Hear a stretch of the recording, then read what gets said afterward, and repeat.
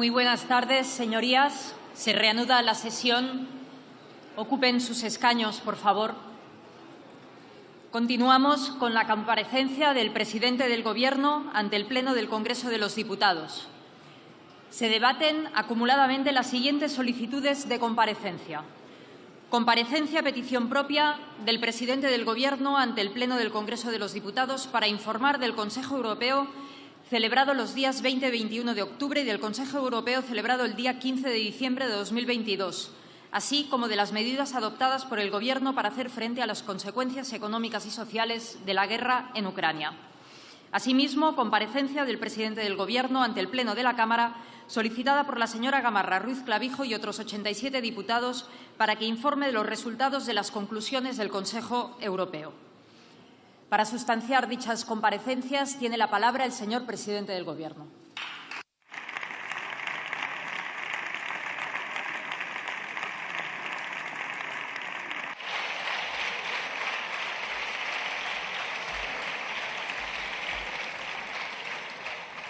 Muchas gracias, señora presidenta. Señorías, hoy se cumplen 11 meses desde que Putin invadió Ucrania.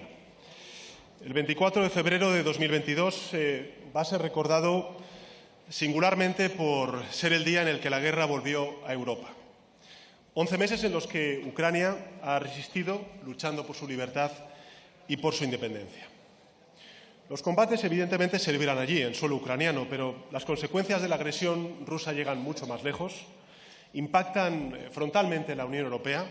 Recordemos que 4 de sus Estados miembros comparten frontera con Ucrania y golpean de lleno en otras muchas regiones del mundo afectadas o bien por la crisis energética o bien enfrentadas a una crisis alimentaria que puede exacerbar aún más las hambrunas en muchos países del continente africano ya de por sí castigadas por los efectos del cambio climático. Nos enfrentamos, señorías, lo hemos dicho desde esta tribuna en reiteradas ocasiones a lo largo de estos 11 meses, a un autócrata sin escrúpulos, que no conoce límites, que está dispuesto a utilizar todo sin importar el precio a pagar, a condición, claro está, de que sean otros quienes lo paguen. Conceptos, señorías, que dábamos por bueno, por sentados, vuelven a estar en cuestión. Un orden internacional basado en reglas, la inviolabilidad de las fronteras, el respeto a la decisión de un país a elegir libremente sobre su futuro sin injerencias ni coacciones. Creíamos que se había consagrado el multilateralismo para dirimir conflictos, para garantizar la paz en Europa. Confiábamos en la ampliación de las democracias como la mejor garantía para la prosperidad de nuestras naciones. Y en ese contexto, señorías, desde el pasado 24 de febrero de 2022, España, junto al resto de la Unión Europea, hemos estado y vamos a estar al lado de Ucrania. No solo con el envío de material militar, sino también con ayuda humanitaria, imponiendo sanciones económicas a los oligarcas rusos y acogiendo refugiados mientras sea necesario. España, lo saben ustedes, es uno de los países más alejados en Europa geográficamente de Ucrania, pero somos, junto con Italia, el cuarto país con más refugiados acogidos, solo por detrás de Polonia, de Alemania y de la República Checa. En total, son 164.000 ucranianos y ucranianas los que han recibido protección temporal y residen en nuestro país con plenos derechos. Y, del mismo modo, hemos destinado una cifra nunca vista en la ayuda humanitaria a un solo país, 38 millones de euros para la ayuda humanitaria en toda la zona de conflicto. En definitiva, señorías, España ha apoyado y va a seguir apoyando, como no podía ser de otra manera, junto con sus aliados europeos, a Ucrania todo el tiempo que dure la ocupación, también, lógicamente, en su tarea de reconstrucción presente y futura. Como les decía, señorías, muchas certezas parecen hoy en cuestión, y no solo en el ámbito de la seguridad europea y, por tanto, global. El año que dejamos atrás, el 2022, ha hecho que la inflación batiera cifras récords en los últimos 35 años. La crisis energética, evidentemente, angustia a toda Europa, como no lo hacía desde finales del siglo pasado, en los años 70, y la escalada de los tipos de interés, producto del endurecimiento de las políticas monetarias en todo el mundo y también en Europa, golpea a las familias españolas con una hipoteca variable. Hoy, en este contexto, señorías, pretendo hablarles en el marco de esos consejos europeos de octubre y de diciembre, pretendo hablarles, como decía, del presente y, sobre todo, del futuro. Y para ello, creo que es fundamental no olvidar algunas de las lecciones del pasado, porque, por lo general, se suele decir, con razón, que la historia no se repite, pero que rima. Y hoy esa rima nos advierte, lo estamos viendo en otras latitudes geográficas, contra movimientos reaccionarios que proponen las recetas de cierre de fronteras y también de autocracias, y, junto a ello, reaparecen los profetas del Apocalipsis, ¿no? Aquellos que, de tanto advertir de crisis profundísimas, acaban confundiendo sus deseos con la realidad. Siembran dudas sobre nuestra economía, dañan la imagen de nuestro país y no vacilan en hacerlo incluso fuera de nuestro país si ello conviene a sus propósitos. Por eso, señorías, yo creo que es importante acertar tanto en el diagnóstico como tampoco en no ocultar a la gente los riesgos y los desafíos que afrontamos tanto en Europa como en España. Este yo creo que es un ejercicio en el que hemos estado comprometidos desde el primer día del conflicto, el pasado 24 de febrero, el Ejecutivo.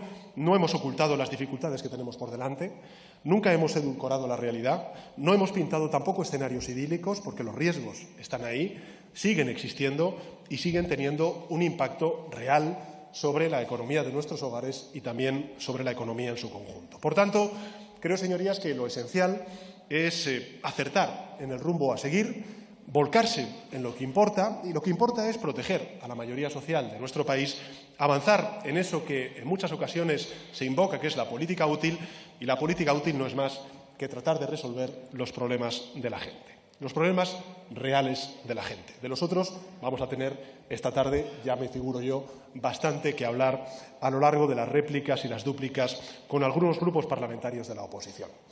Pero creo que es importante hablar de los problemas reales de la gente, de los trabajadores y trabajadoras que cogen a diario cercanías para ir a trabajar, de las familias que dedican buena parte de su nómina al pago de la hipoteca o del alquiler, de los autónomos, de las pequeñas y medianas empresas que menos capacidad tienen para encajar la subida de los precios de la luz o los problemas en las cadenas de suministro, de los hogares que tienen muchas dificultades para poder llegar a fin de mes porque el salario no da para más.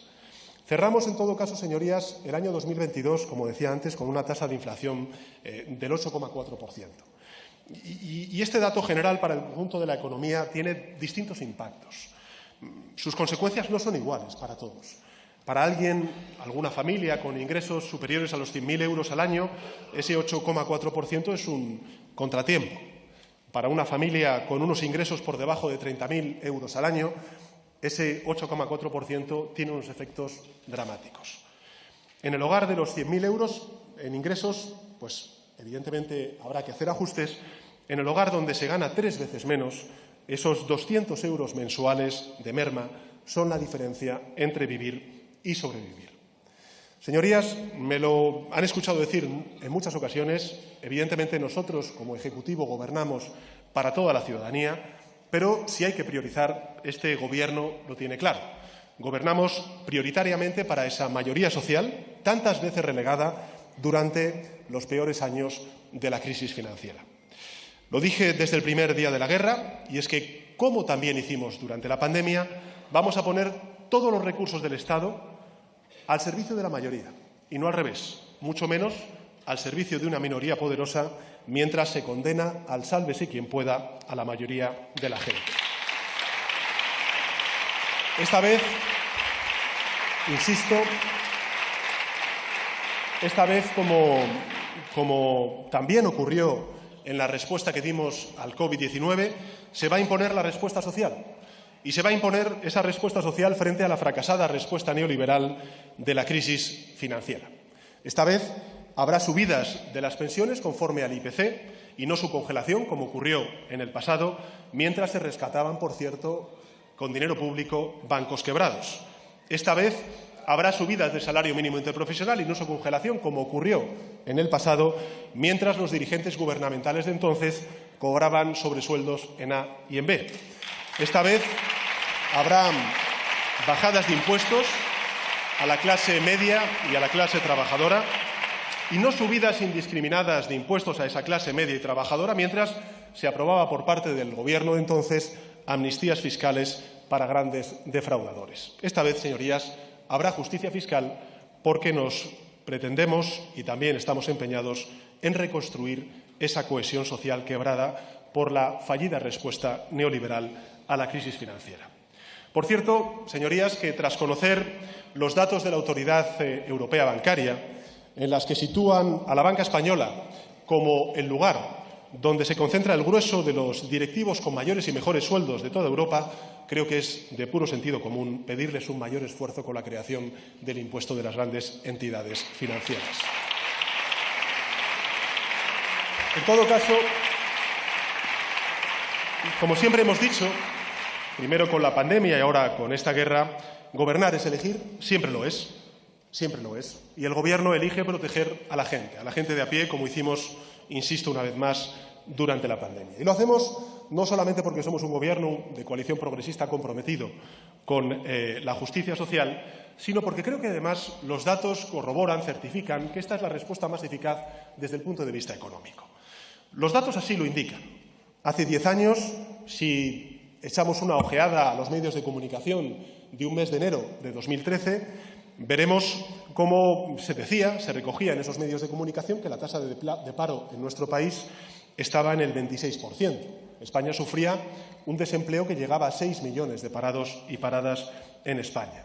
Perdimos 1 millón de jornadas laborales como consecuencia de la conflictividad laboral. La tasa de paro juvenil estaba en límites absolutamente estratosféricos, un 57% de paro juvenil, y la población activa cayó por la emigración, sobre todo masiva, de muchísimos jóvenes en busca de las oportunidades que su país le negó. La respuesta neoliberal del Gobierno de entonces fue imponer, sin acuerdo social, muchas contrarreformas. Una de ellas, en particularmente hiriente, fue la contrarreforma laboral, que aceleró, no frenó, sino que aceleró el despido masivo de trabajadores, devaluó los salarios de los trabajadores y también precarizó sus condiciones laborales.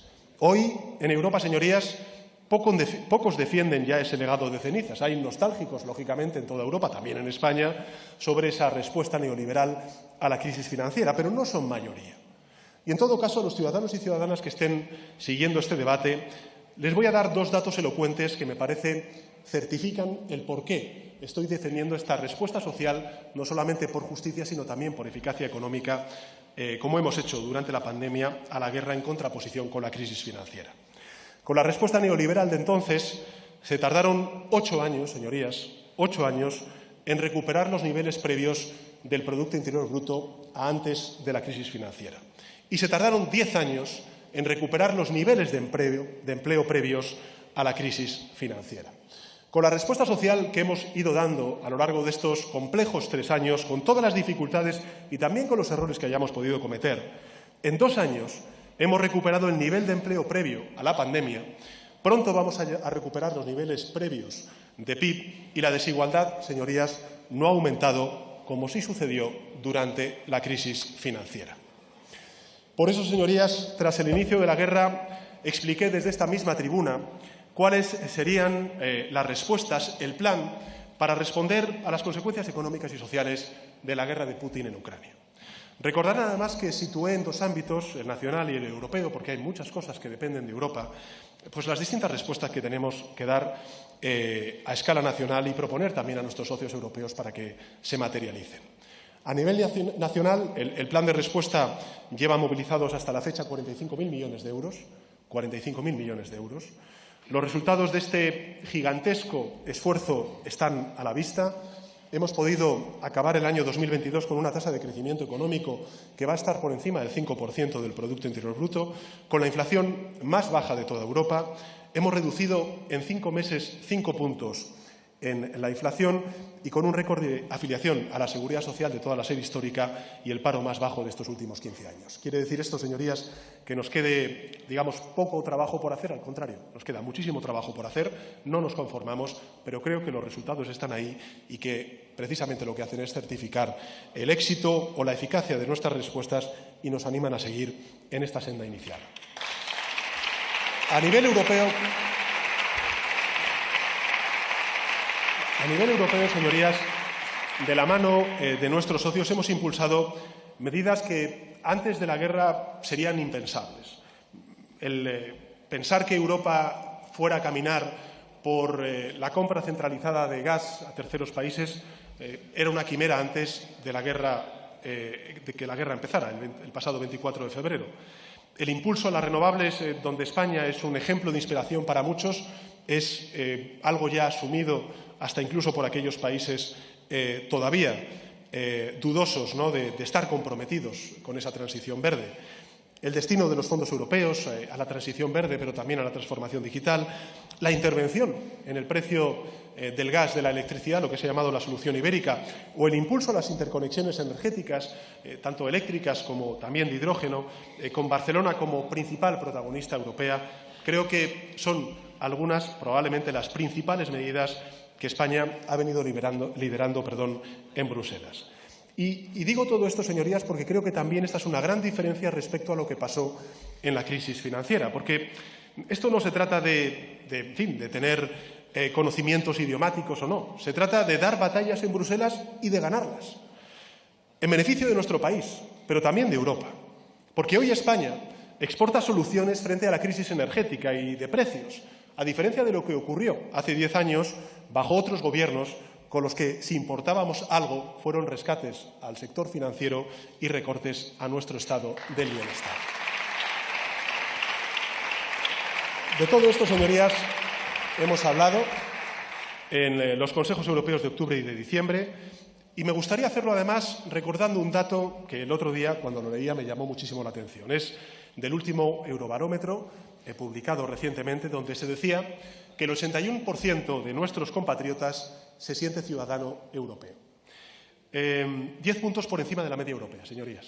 10 puntos por encima de la media europea. Y esta cifra yo creo que demuestra muchas cosas. Sin duda alguna demuestra un sentimiento de pertenencia de España a Europa, de sus ciudadanos con este proyecto común y los valores y principios que representa, y revela además la confianza en el proyecto europeo. Confianza para protegernos de amenazas que solo, evidentemente, unidos podemos afrontar. Una de estas amenazas es la relacionada con un concepto clave que vamos a ir desarrollando y siendo cada vez más común en el debate público, que es el de la autonomía estratégica abierta, ¿no? En definitiva, cómo ganamos soberanía europea frente a las amenazas que tenemos por delante. No ser autónomos nos hace vulnerables, creo que tenemos muchísima experiencia a lo largo de estos últimos 3 años para poder, apoyar esta reflexión. Lo aprendimos en lo más duro de la pandemia, cuando, Europa se encontró de repente sin las suficientes mascarillas y tampoco sin los suficientes respiradores como para proteger la vida ante la aparición de un virus como fue el COVID-19. Y si antes fue la pandemia, hoy es la energía, a causa de la guerra, del chantaje de Putin con el gas y con el petróleo, y mañana pueden ser otros ámbitos, de las nuevas tecnologías, de los datos. En definitiva, sea cual sea esa amenaza, creo que es nuestro deber planificar la respuesta y ganar esa soberanía en términos europeos. Esta es la primera lección que me gustaría compartir con todos ustedes, ante la que creo que Europa no puede ni debe vacilar. Es indispensable avanzar en esa autonomía estratégica abierta, con la certeza, además, de que la prosperidad de nuestras sociedades no puede depender de los caprichos de ninguna autocracia. La autonomía estratégica, el ganar soberanía europea, significa tener capacidad para decidir en sectores clave para nuestro desarrollo económico y también para la prosperidad de nuestras sociedades. En el ámbito sanitario, como he referido antes, en la defensa, en lo tecnológico, en lo industrial. Y no podemos alcanzarla sabiendo que, por ejemplo, les doy este dato, menos del 10% de los microchips que se fabrican en el mundo salen de Europa. O que solo 3 países concentran nada más y nada menos que el 90% de la producción de litio, elemento que es esencial para la fabricación de baterías para coches eléctricos o el almacenamiento energético. O que Europa está perdiendo la carrera del despliegue de redes 5G respecto a potencias globales con las que competimos, como es China o Estados Unidos. Por esa razón, señorías, creo que es un acierto el que, junto con el desarrollo de esa idea de la Europa social, la autonomía estratégica, la soberanía europea, sea una de las grandes prioridades de la presidencia española de la Unión Europea en el segundo semestre del año en curso. Un desafío en el que vamos a trabajar para reducir las vulnerabilidades y para reforzar nuestra autonomía en sectores críticos, en sectores estratégicos. La segunda lección la ofrece la historia reciente. Hace una década, como he dicho antes, una respuesta equivocada, una respuesta neoliberal a una crisis financiera afectó gravemente los cimientos del proyecto europeo. Una respuesta que fue insolidaria y que provocó una recuperación injusta, lenta y con ello la quiebra ciudadana de su confianza para con el proyecto europeo. Y por esa razón creo que el abogar y defender una respuesta justa, con todas las dificultades que tenga, a esta crisis provocada por la guerra de Ucrania, no solo sirve para proteger a la mayoría social de nuestro país y de nuestro continente, es también una inversión que rearma en ese concepto cualitativo, y es el de la confianza y la legitimación del proyecto europeo, hoy tan necesario o más necesario que nunca. Y en ese camino, señorías, España es hoy protagonista en los asuntos más relevantes, y el mejor ejemplo de ello lo encontramos en el ámbito energético. En las dos últimas reuniones del Consejo Europeo del pasado mes de octubre y de diciembre, dos temas han dominado los debates. En primer lugar, la energía, y en segundo lugar, la respuesta que desde Europa demos a la ley de reducción de la inflación aprobada por la administración Biden en Estados Unidos. Y comenzaré por lo primero, por la energía. En 2022 creo que se han dado pasos, como he dicho antes, en una dirección por la que España ha venido trabajando durante mucho tiempo. Ustedes nos lo han escuchado decir a los distintos responsables, tanto ministeriales como también en mi caso. En particular, en los consejos europeos de octubre y de diciembre se aprobaron directrices en varios ámbitos, traducidas después en acuerdos legislativos en reuniones de nuestros ministros de Energía en el Consejo Europeo. Por ejemplo, el 15 de diciembre el Consejo de la Unión de Ministros de Energía aprobó, tras intensísimos debates, un paquete de 3 reglamentos muy importantes en el ámbito energético. El primero, el llamado mecanismo de corrección de mercado, para que nos entendamos en términos coloquiales, el reconocimiento de la intervención de un mercado que no funciona por parte de la Administración pública, en este caso de la regulación, es decir, un tope al precio del gas de importación para garantizar el suministro de gas a precio asequible. Evidentemente, con distintos condicionantes, pero esta es una puerta abierta por la cual ha venido abogando España desde hace muchísimo tiempo, incluso antes de que se iniciara la guerra. Y esto lo hacemos pensando, lógicamente, en la industria, en las empresas y en las familias de Europa y de nuestro país. Junto con ello, con este mecanismo de corrección del mercado o tope al precio del gas, el reglamento de refuerzo de solidaridad, que incluye, como he dicho antes, compras conjuntas, compras centralizadas de gas y la revisión de los índices de referencia que Europa utiliza para la determinación de los precios del gas. Y, en tercer lugar, el reglamento que supone la aceleración aún mayor del despliegue de las energías renovables. Y en la elaboración, señorías, en la negociación y en la aprobación de estos 3 importantes reglamentos, creo que la influencia de España ha sido decisiva, por decirlo de manera objetiva. En buena medida, estos textos finalmente acordados responden a lo que hemos venido demandando desde España desde el inicio de la crisis energética. Pero además de estos 3 importantes reglamentos, el último trimestre del año 2022 intensificó el debate europeo sobre la reforma del mercado eléctrico europeo. Algo que España comenzó a defender en septiembre ya de 2021, es decir, muchos meses antes del inicio de la guerra, y que por fin se abre paso en Europa con el compromiso por parte del Ejecutivo Europeo, de la Comisión Europea, de presentar una propuesta este año. Como saben, en este contexto España ya ha remitido una propuesta, fuimos el primer país en hacerlo, que insiste en una cuestión fundamental, y es el de desligar la evolución del precio de las energías renovables de la evolución del precio del gas. Y no creo que sea una exageración de nuevo afirmar que la propuesta española ha recibido un gran apoyo entre los Estados miembros y se ha convertido en la base de todos los debates en torno a este importante, yo diría que decisivo asunto. Y quiero también centrarme, junto con ello,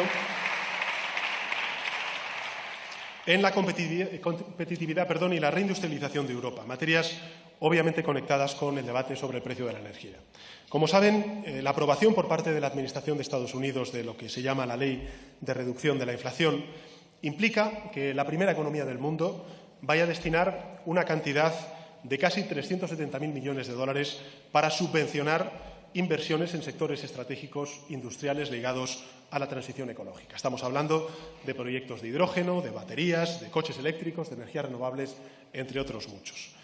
Al condicionar, lógicamente, las subvenciones a la fabricación en territorio estadounidense de toda la cadena de valor de dichos productos, lo que hace es poner en riesgo la deslocalización y la desinversión de inversiones desde la Unión Europea hacia Estados Unidos.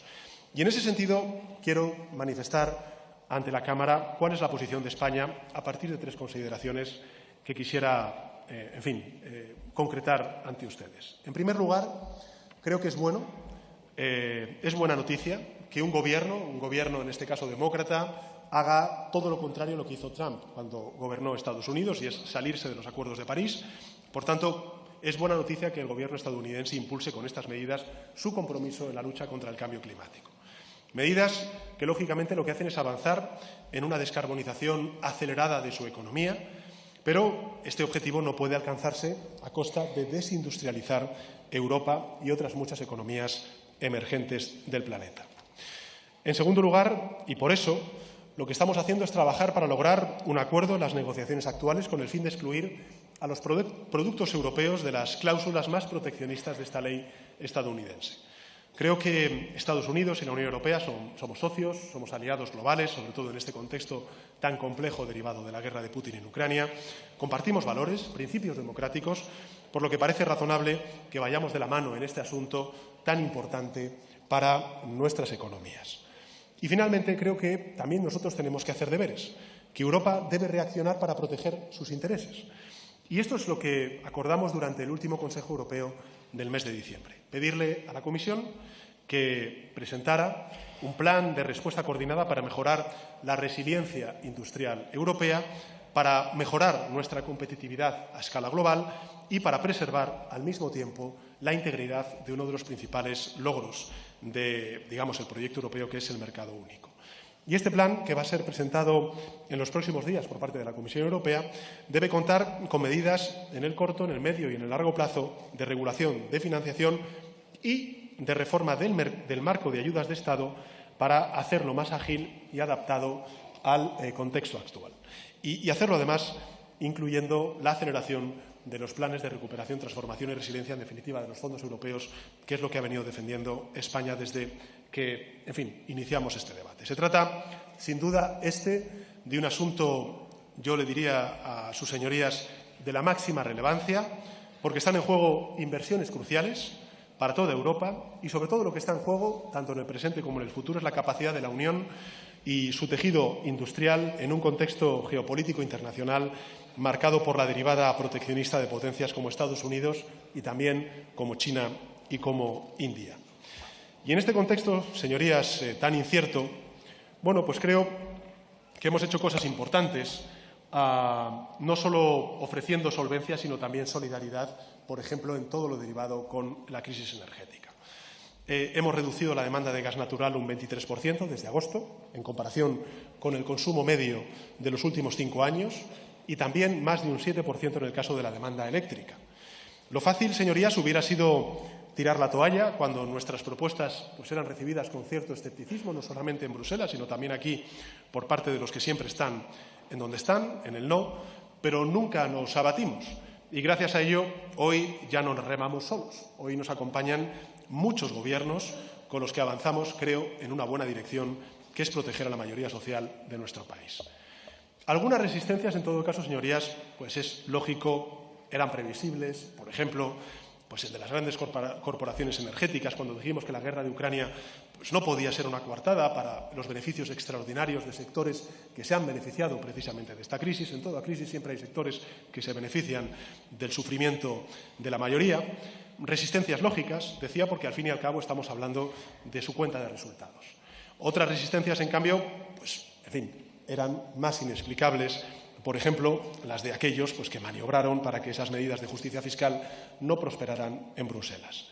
Lo mismo que después ocurrió con eso que algunos llamaron el timo ibérico, ¿no? Los mismos fueron los que hablaron del timo ibérico, a lo que ahora mismo todo el mundo ya denomina como la solución ibérica, y es una medida que ha ahorrado ya, en menos de un año, más de 4.500 millones de euros a los hogares españoles. Estamos hablando de una media de 150 euros en cada hogar. Y gracias a esta solución ibérica, señorías, el precio del mercado mayorista, desde que entró en vigor, ha sido de 195 euros el megavatio hora. Es decir, un 20% menos de lo que hubiera registrado, o se hubiera registrado, mejor dicho, en ausencia de este mecanismo en España, y un 53% menos que en Alemania, un 58% menos que en Francia y un 63% inferior al precio en Italia. En fin, con estos datos, pues es lógico que otros países que sí, pues defienden el interés general de sus sociedades, quieran para sí lo que España y Portugal han batallado con tanta determinación. Porque, señorías, de esto se trata. Se trata de batallar, no de bajar la cabeza. Este es el factor decisivo, porque hoy España se atreve a librar esas batallas en Bruselas y ha aprendido a ganarlas. Otros aceptaron sumisos una doctrina cargada de reproche moral contra nuestro país y el sur de Europa, importando rescates bancarios, mientras hoy España exporta soluciones como la solución ibérica. Señorías, como recordaba al comienzo de mi intervención, hoy se cumplen 11 meses de resistencia valiente del pueblo ucraniano ante Putin. En los últimos consejos, la Unión ha vuelto a mostrar unidad, firmeza, determinación en ese propósito, en todos los ámbitos, el militar, el político, el económico y el humanitario. El compromiso de Europa con Ucrania es el compromiso de Europa también con la democracia, con el orden internacional basado en reglas, en definitiva, un compromiso con la paz y no con la ley del más fuerte. Ucrania no solamente, señorías, está resistiendo, frente al invasor, sino que resiste también ante un discurso reaccionario que cuestiona los valores y los cimientos del proyecto europeo. Un discurso que algunos replican en otras latitudes. Lo hemos visto en Brasil, hace un poco más en Estados Unidos y también en España, y que significa nada más y nada menos que retroceder a una época que pensábamos pasada, una época en blanco y negro.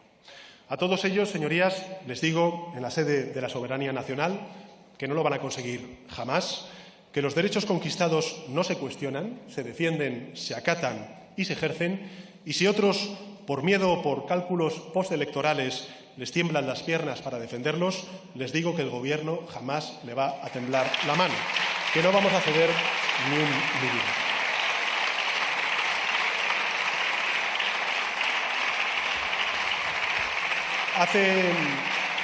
Hace 3 años, en mi discurso de investidura, formalicé ante ustedes los pilares de la propuesta del Gobierno de coalición progresista para estos 4 años de legislatura. Lo hicimos antes, recordarán ustedes, pocas semanas antes de que tuviéramos que aprobar el estado de alarma para poder hacer frente a un virus desconocido. Fueron 4 los ejes de acción. El primero, el de la transformación digital, el segundo, el de la transición ecológica, el tercero, el de la cohesión, tanto social como territorial, y el cuarto, el de la convivencia. Ciertamente, en 2018, señorías, tras la moción de censura, no recibimos una España pacificada, no la recibimos. España sufría una crisis política fruto de los continuos escándalos de corrupción que azotaron a quienes gobernaban entonces. Junto a ello, una crisis territorial que llevó a España a un precipicio inédito en la historia de la democracia, de quebrar nuestra integridad territorial y también su orden constitucional, y todo ello en el telón, o con el telón de fondo, mejor dicho, de una grave crisis social, de una profunda desigualdad, cuyo máximo exponente aún continúa siendo la pobreza infantil. Hoy, señorías, nadie duda de que si se hubiera apostado por el despliegue de las energías renovables y no por poner un impuesto al sol, España estaría mejor preparada para hacer frente a la crisis energética. Hoy, señorías, nadie duda, salvo algunos recalcitrantes, de los que posteriormente luego tendremos ocasión de escuchar de nuevo, en fin, iba a decir sus reflexiones. Nadie duda de que Cataluña y, por tanto, España están mejor hoy que en 2017. Hoy, señorías, nadie duda de que España hubiera estado mejor preparada frente al COVID si hubiéramos contado con los 94.000 profesionales sanitarios que se han incorporado al sistema durante estos 4 años de gobierno de coalición progresista frente a los 3.000 profesionales sanitarios que se recortaron durante los gobiernos conservadores. Todas estas transformaciones pendientes durante años, y ahí las razones cada cual podrá encontrarlas en donde considere, las hemos abordado durante este tiempo tan complejo, tan difícil. No elegimos las crisis, pero sí elegimos cómo afrontar esas crisis. Y lo hacemos protegiendo a los de abajo, exigiendo mayor responsabilidad, si me permiten esta expresión, a los de arriba. Y sin olvidar nunca, nunca, que las respuestas inmediatas frente a las múltiples crisis que ahora mismo estamos sufriendo en España, en Europa y en el mundo, debemos conciliar también esas respuestas inmediatas con las grandes transformaciones para garantizar la prosperidad presente y futura de España. ¿A qué me estoy refiriendo? Bueno, pues hoy me estoy refiriendo a que en España pues, estamos apostando por la energía limpia como la mejor fórmula para garantizar no solamente soberanía energética, hacer frente al chantaje energético de Putin, sino también para responder a ese desafío mayor que tiene la humanidad por delante, que es la emergencia climática. Hoy hay un Gobierno que impulsa la digitalización de sus empresas, la capacitación digital de sus trabajadores, que reconoce derechos laborales a aquellos trabajadores en plataformas digitales. Hoy hay un Gobierno que apuesta por la sanidad pública, que lanza la mayor oferta pública de formación sanitaria especializada, como ocurrió este pasado fin de semana, en concreto 11.171 nuevas plazas para reforzar, entre otras, la atención primaria. Mientras antes, pues hubo un Ejecutivo que abrió las puertas a la privatización de la sanidad y que instauró copagos hoy felizmente derogados como consecuencia del compromiso de la mayoría parlamentaria de esta Cámara, como también del Gobierno. Y ese mismo compromiso, señorías, ese mismo compromiso es el que hemos venido desplegando y el que explica las medidas para contener la inflación provocada por la guerra de Ucrania. Porque nos enfrentamos a ella a partir de dos objetivos que me gustaría compartir con todos ustedes. El primero de ellos es el evidente, es paliar el impacto, en la medida de nuestras posibilidades, de la subida de precios en hogares, empresas y en industrias. Y, en segundo lugar, reducir progresivamente esos niveles de inflación. Hace pocos minutos, y yo le agradezco a la Cámara, este Parlamento ha aprobado el sexto paquete de medidas en respuesta a la guerra. Medidas con las que estamos actuando en 4 frentes que me gustaría compartir con todos ustedes. En primer lugar, lo que estamos haciendo es apoyar a la gente, a las familias de nuestro país. Miles de hogares sufren para llenar el frigorífico cada semana, para comprar ropa, para pagar facturas. Soy consciente de que haber reducido 5 puntos la tasa interanual en 5 meses pues no basta para mejorar la vida cotidiana de las familias. No basta para aliviar una preocupación que es real. Y esa inquietud no solo desaparece solo porque un gráfico señale una curva descendente, que lógicamente celebramos. Tenemos, lógicamente, que hacer más, mucho más. Y por eso hemos tomado medidas como, por ejemplo, la eliminación del IVA en los alimentos de primera necesidad. Y fíjense, según un estudio reciente de la Comisión Europea, esta medida ya se está trasladando al consumidor y ojalá se consolide en los datos que tengamos de la evolución de la inflación. Dice textualmente este informe de la Comisión Europea que, en conjunto, la reforma ha logrado su objetivo de reducir los precios, al menos inmediatamente después de su aplicación. A la eliminación del IVA en los alimentos de primera necesidad y la bajada también del IVA de otros alimentos, se añade la prórroga en la limitación de la subida de los alquileres, en la suspensión de los desahucios de inquilinos sin alternativa habitacional. En el ámbito del transporte, lo conocen ustedes, hemos extendido la reducción en un 30% de los abonos de transporte de competencia autonómica o local. Nunca me olvidaré una entrevista de una estudiante en un medio de comunicación de prensa escrita diciendo que gracias a la gratuidad en el Cercanías ella ha podido continuar estudiando en la universidad. Evidentemente, este abono del 30% de transporte de competencia autonómica y local está condicionada a que los gobiernos autonómicos y locales financien al menos un 20% adicional, de forma que ese descuento para el usuario o usuaria llegue hasta el 50%, y hemos sumado la elevación del descuento al 50% para los abonos y títulos multiviaje en Canarias y en las Islas Baleares. Con el nuevo año mantenemos la gratuidad, como saben, de rodalíes, de cercanías, de media distancia, en las líneas de autobús de titularidad estatal y seguimos incrementando los bonos de descuento del 50% para usuarios recurrentes de la alta velocidad. En total, señorías, para que nos hagamos una idea del impacto y la respuesta social que ha tenido esta medida, estamos hablando de casi 2,5 millones de abonos en 2022. En 2022. Y de más de 1.300.000 desde que comenzó el año 2023. Y estamos a pocos días, a pocas semanas de haber comenzado el año 2023.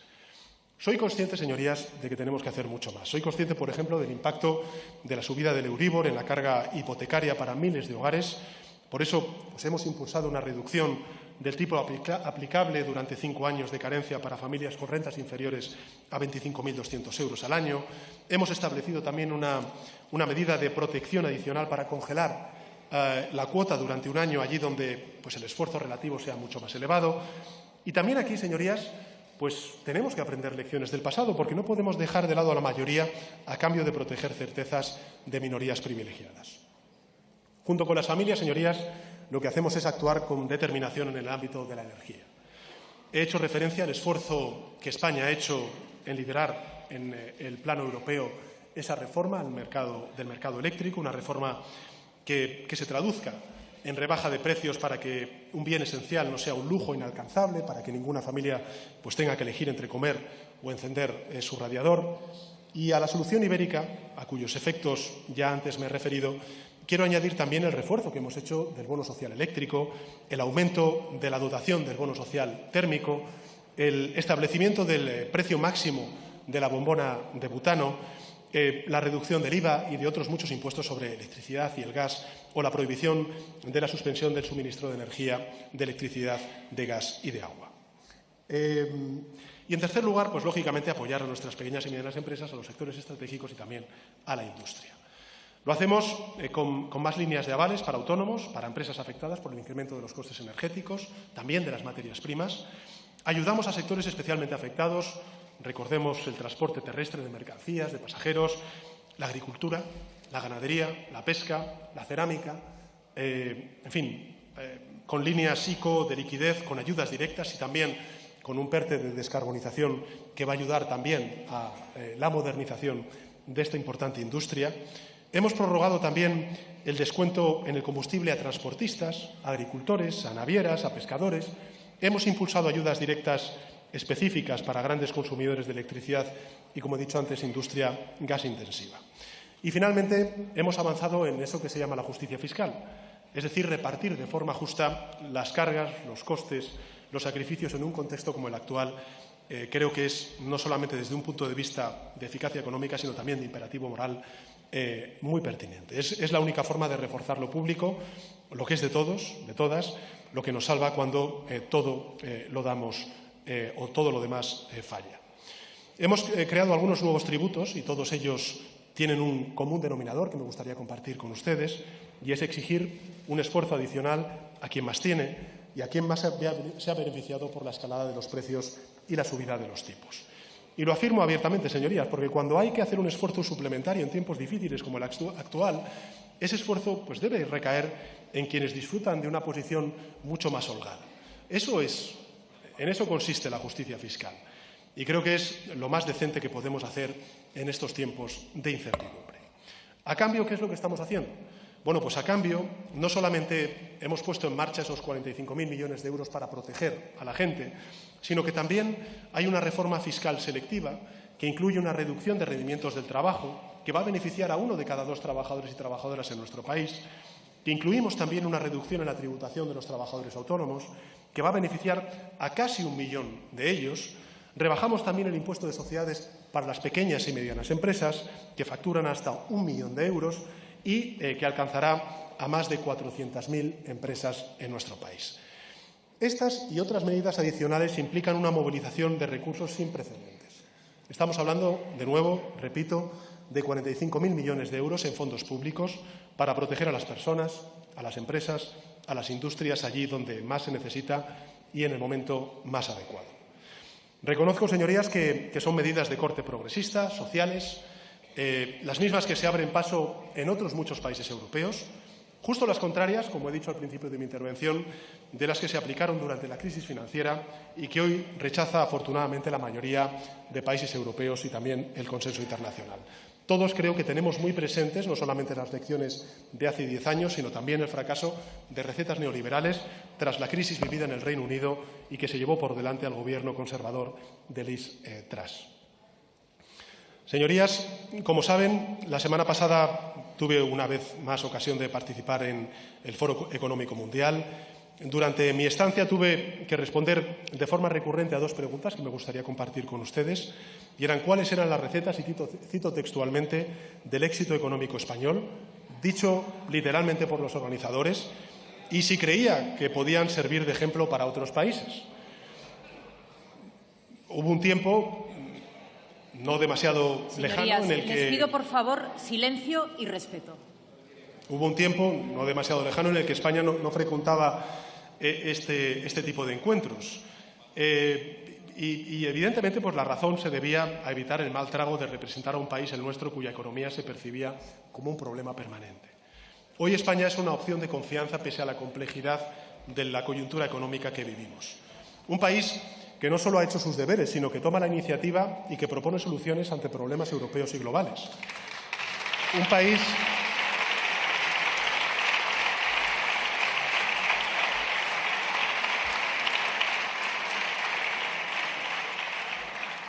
país que, pese a que la oposición de derecha y ultraderecha clama con que tenemos un plan oculto para no sé qué mutación constitucional, pues atrae inversión extranjera en sectores de futuro, con las mayores cifras de nuestra historia. Según datos del Financial Times, en fin, un medio de comunicación, como saben ustedes, profundamente izquierdista, España atrajo proyectos por valor de 32.000 millones de euros hasta noviembre de 2022, un 24% más que en el mismo periodo del año anterior. Un país, lo hemos visto en Fitur, que es líder mundial en turismo y que en el año 2023 batirá un nuevo récord llegando a los 85 millones de turistas por encima de las cifras previas a la pandemia. Un país que, por primera vez en un escenario global de crisis, pues encabeza con toda la dificultad el crecimiento económico en Europa. Según las previsiones de los principales organismos internacionales, europeos y nacionales, España va a mantener un crecimiento económico positivo en el año 2023. Insisto, con este contexto tan complejo y tan incierto, con una tasa que va a doblar a la media europea y claramente por encima de las grandes economías europeas. Un país, el nuestro, que es capaz de aumentar la protección de sus ciudadanos, sobre todo de aquellos más vulnerables, al tiempo que sanea sus cuentas públicas. En solo 2 ejercicios, señorías, esperamos reducir a la mitad el déficit público del año 2020, un año muy difícil para todos porque tuvimos que empeñar muchos recursos públicos para salvar vidas, empresas y empleos, como consecuencia del confinamiento y de la pandemia. También nuestra deuda pública, que sigue disminuyendo y lo va a seguir haciendo durante los próximos años, cumpliendo así no solamente con un compromiso de consolidación fiscal de nuestro Gobierno, sino también con los objetivos acordados con Europa. Un país empeñado en liderar con el buen ejemplo en retos globales como es el de la emergencia climática.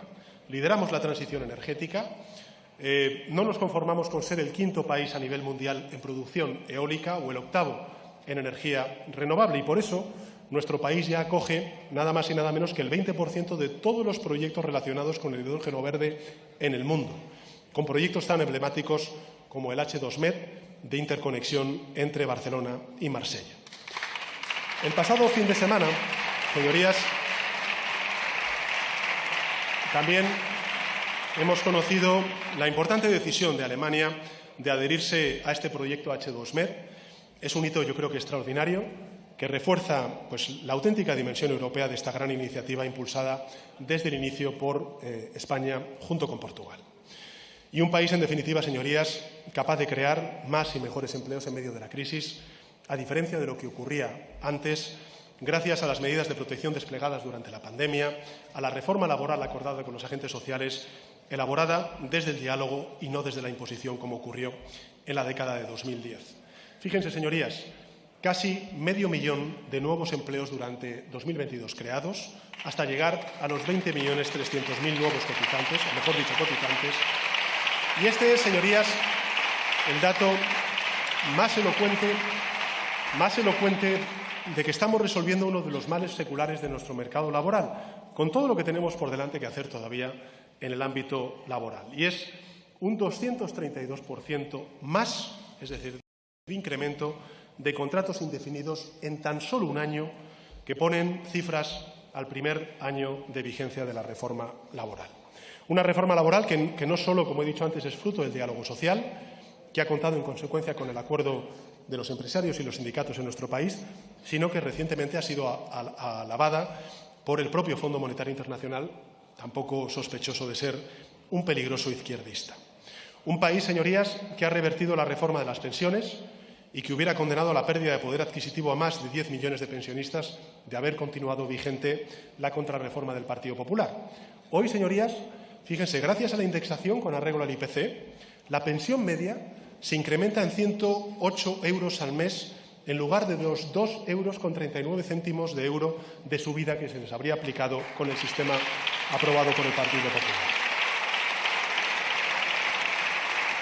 Un país, señorías, pues que lidera la ejecución, con toda la dificultad que tenemos por delante, también la ejecución del plan de recuperación financiado con los fondos europeos.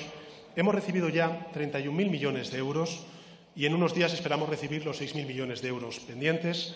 Ya se ha comprometido gasto por más de 42.600 millones de euros. Se han celebrado más de 8.500 convocatorias con más de 192.000 proyectos beneficiarios y 12 proyectos estratégicos aprobados que van a implicar la modernización de la industria y de la economía de nuestro país. Estamos, como saben ustedes, elaborando ahora pues esta adenda al plan de recuperación que incluye la incorporación de otros 94.000 millones de euros adicionales en préstamos, también en transferencias destinados a dos grandes ámbitos. El primero, el de reforzar los proyectos estratégicos para asegurar lo que he dicho al principio de mi intervención, esa soberanía europea, esa autonomía estratégica también en el marco nacional. Inyectar también recursos y liquidez en sectores centrales para la aceleración de la transición verde, también de la transformación digital. Incluir también la creación de un gran fondo para la financiación de proyectos prioritarios en distintos territorios. Señorías, estas medidas no solo sirven a la causa de la cohesión social y la cohesión territorial. Yo creo que, y se hablará seguro, estoy convencido, porque no hay otra cosa de la que hablen, de que son medidas que unen a España. La unen de un modo muy distinto a la que algunos proclaman en distintas plazas de Madrid y que tienen, bueno, pues en la cabeza siempre cuando están en la oposición, ¿no? En exclusiva el patrimonio de la Constitución, de España, del patriotismo, en fin. Vamos a tener muchos ejemplos a lo largo del día de hoy, en esta tarde, sobre el constitucionalismo y el españolismo de algunos de los intervinientes. Pero no hay mayor ni mejor patriotismo, señorías, que el que reduce la brecha social y territorial y avanza en la igualdad de oportunidades, y eso es lo que está haciendo este Gobierno de coalición progresista. Hoy España, señorías, afronta los desafíos desde la prudencia, pero también desde la confianza y desde, en consecuencia, la esperanza que acredita que sigamos creciendo en este año tan difícil para la economía global y también la economía europea como es el 2023. Hemos tenido, señorías, que responder a situaciones y emergencias insólitas en estos años. Ayer mismo, en fin, la ciencia nos dijo que el núcleo de la Tierra, bueno, en fin, me voy a quedar ahí. Hemos tenido que tomar medidas inéditas en la historia de nuestra democracia, pero jamás nos hemos apartado de la vocación de servicio a la mayoría social. Nos hemos esforzado por cumplir un principio básico que es la verdadera causa de nuestro protagonismo europeo e internacional, que es proteger y avanzar. Yo, en todo caso, señorías, les voy a escuchar atentamente, aunque sé perfectamente qué es lo que me van a decir. Escúchenme atentamente, a lo mejor se les queda algo de lo que estamos haciendo.